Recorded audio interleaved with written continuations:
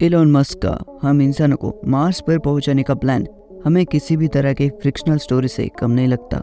Tesla और SpaceX company के मालिक एलोन मस्क का प्लान है कि 2050 तक मार्स पर हम इंसानों का एक पूरा शहर बसाया जाएगा, जिसमें वहां पर 10 लाख इंसान रहेंगे और वो भी अर्थ की मदद के बगैर। एलोन मस्क के इस प्लान का मजाक उड़ाया जाता था, लेकिन मार्स कॉलोनाइजेशन के इस ख्वाब पर लोग तब यकीन करने लगे जब नासा ने भी स्पेसएक्स के मार्स के मिशन को ज्वाइन कर लिया, क्योंकि पिछले कई सालों से स्पेसएक्स रॉकेट की टेक्नोलॉजी में बहुत ज़्यादा तरक्की कर चुका है।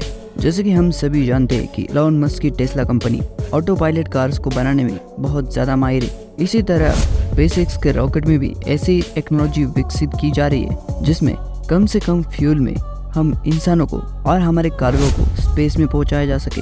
मार्स, जो कि अर्थ से 6 करोड़ 20 लाख किलोमीटर की दूरी पर है, और वहां तक इंसानों को पहुंचाने के लिए एलोन मस्क द्वारा एक खास स्टारशिप बनाई जा रही है। एलोन मस्क के मुताबिक टेस्ला की कार्स में जो बैटरीज इस्तेमाल होती है, वही सेम बैटरीज हम हमारे स्टारशिप में भी इस्तेमाल करेंगे, जिससे कि फ्यूल कम से कम इस्तेमाल किया जाएगा।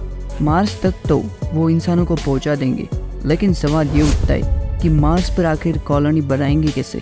आखिर एलोन मस्क और नासा इस हरे भरे प्लैनेट को छोड़कर उस बंजर से प्लैनेट पर इंसानों को क्यों बसाना चाहते?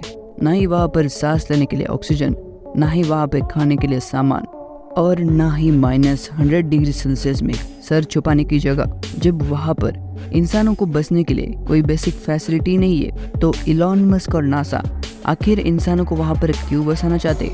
तो दोस्तों, यही वो सवाल है जो कि आज हम इस वीडियो में इसके जवाब जानेंगे। उससे पहले अगर आप हिंदी अनफोल्ड चैनल पर नए व्यूअर हो और आपने अभी तक हमारे चैनल को सब्सक्राइब नहीं किया, तो अभी जाके चैनल को सब्सक्राइब करें और पास में जो बेल आइकन है दोस्तों, उसे भी दबा दीजिए, ताकि आप ऐसे ही अमेजिंग और इन्फॉर्मेटिव वीडियोस को हर बार देख सके। तो बिना किसी देरी करे वीडियो को शुरू कर दें। सबसे पहले जानते हैं कि इस पृथ्वी पर सभी बेसिक और नेचुरल फैसिलिटीज मौजूद होने के बावजूद भी आखिर क्यों हम इंसानों को मार्स पर बसाना चाहते हैं। पिछले कई दशकों से हमारी अर्थ की हेल्थ के ऊपर जो भी रिसर्च हो रही थी, अफसोस की बात है कि उसके सभी रिजल्ट नेगेटिव आए। इसका मतलब है कि पृथ्वी की हेल्थ दिन ब दिन खराब होती जा रही है। साइंटिस्टों का कहना है कि जब से हम इंसानों ने फॉसिल फ्यूल को जलाना शुरू किया है, तब से अर्थ का टेम्परेचर लगातार बढ़ जा रहा है, जिसके कारण अर्थ के ग्लेशियर्स पिघल रहे। और एक वक्त ऐसा भी आएगा तब अर्थ पर रहना किसी भी जीव के लिए नामुमकिन हो जाएगा। एक सर्वे के मुताबिक हर 10 सालों में अर्थ का टेम्परेचर 0.16 डिग्री सेल्सियस तक बढ़ रहा है। इसका मतलब है जिस गर्म जगह पर आज इंसान रह रहे, अगले 150 सालों में वहाँ पर इंसानों का रहना नामुमकिन हो जाएगा।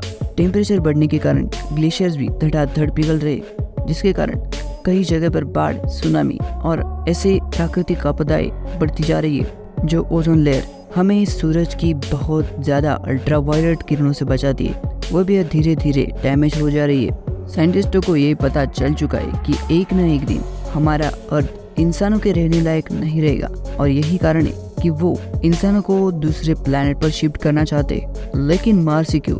हमारे सोलर सिस्टम में तो कई सारे प्लैनेट्स मौजूद है, तो फिर मार्स को ही क्यों चुना जा रहा है? दोस्तों, हमारे अर्थ के करीब 2 प्लैनेट मौजूद है, एक तो वीनस और दूसरा मार्स। अगर हम वीनस की बात करें तो वीनस हमारे अर्थ से काफ़ी करीब है, लेकिन वीनस का टेम्परेचर इतना ज़्यादा है कि वहाँ पर इंसानों का रहना नामुमकिन ही तो है ही। साथ ही में वहाँ पर कोई भी स्पेसक्राफ्ट 2 मिनट के अंदर ही पिघल जाता है। और दूसरी तरफ है हमारा पड़ोसी मार्स। यहाँ पर वीनस की तरह आग तो नहीं बरसती, लेकिन यहाँ पर सर्दी हमारे आर्टिक से भी ज़्यादा होती है। मार्स पर सिर्फ सर्दी ही प्रॉब्लम नहीं है, बल्कि मार्स पर ना ही ऑक्सीजन है और ना ही खाने के लिए कोई भी चीज़। इंसान के रहने के लिए वहाँ पर बेसिक फैसिलिटीज भी नहीं है।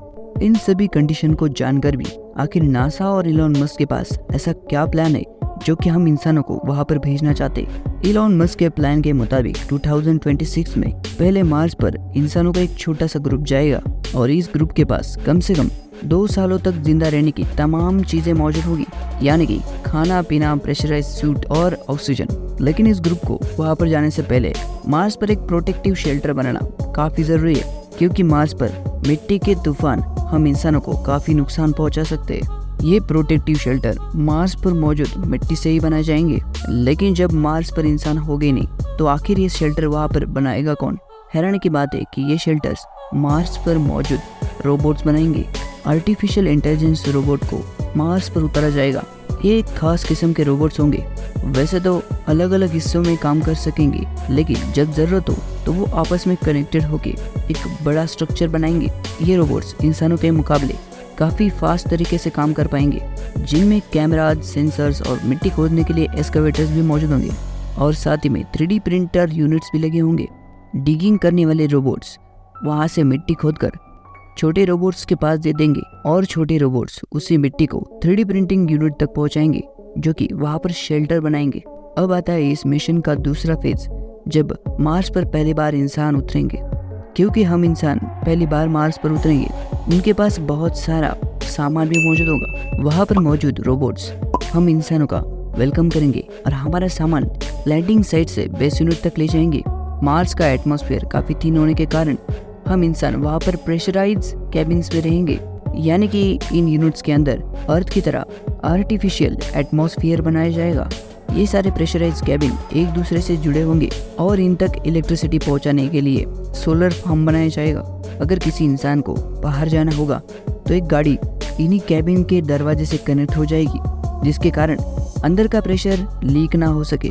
अब बारी होगी मार्स पर एक ग्रीन हाउस बनाने की, जिससे कि मार्स पर वेजिटेशन किया जाए। साइंटिस्टों का कहना है कि मार्स पर पहले सिर्फ बीन्स और पोटैटो को ही उगा सकते हैं। जैसे जैसे ये पौधे वहाँ पर उगेंगे, उनसे एक ऐसी चीज़ निकलेगी जो कि मार्स पर रहने के लिए बहुत ही ज़्यादा ज़रूरी है, और वो है ऑक्सीजन। जी हाँ, ये प्लांट्स सब्जियों के अलावा इंसानों को ऑक्सीजन भी प्रोवाइड करेंगे, लेकिन ये ऑक्सीजन इतनी ज़्यादा भी नहीं होगी कि हम इंसान वहाँ पर रह सकें।